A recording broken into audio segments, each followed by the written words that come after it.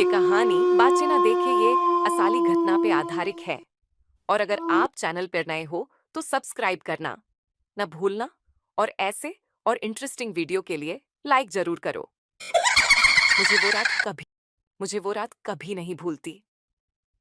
मैं एक छोटे से गांव में रहती थी, जहां लोगों के बीच एक अजीब सी खामोशी रहती थी। उस गांव के पास एक पुराना हवेली थी, जिसे कोई भी पास जाने की हिम्मत नहीं करता था।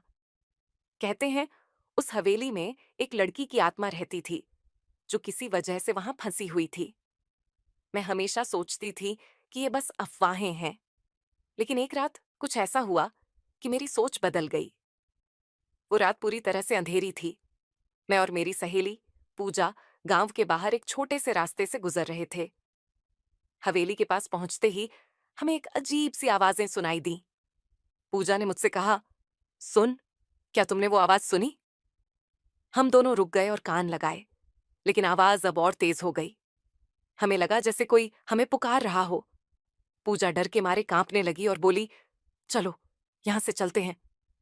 लेकिन मैं उस रात कुछ और ही महसूस कर रही थी। मेरी जिज्ञासा ने मुझे हवेली की ओर खींच लिया।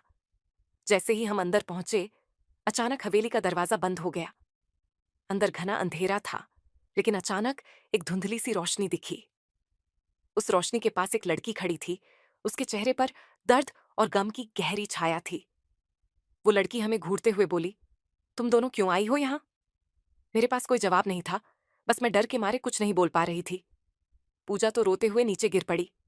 फिर उस लड़की ने धीरे से कहा, मैं 16 साल से यहाँ फंसी हूँ, मुझे मुक्ति चाहिए, लेकिन तुम्हें मेरी मदद करनी होगी। वो लड़की धीरे धीरे धुंध में गायब हो गई। अगली सुबह हम गांव लौटे, लेकिन उस दिन के बाद से वह हवेली और वह लड़की मेरे सपनों में आई। अब मैं समझ गई थी कि वो सिर्फ एक कहानी नहीं थी, बल्कि एक वास्तविकता थी, जो हर किसी की आंखों से छुपी थी। आज भी उस लड़की की आवाज कभी कभी मुझे सुनाई देती है, और मैं हमेशा उस रात के बारे में सोचती हूँ, जब मैंने उसकी मदद करने का वादा किया था।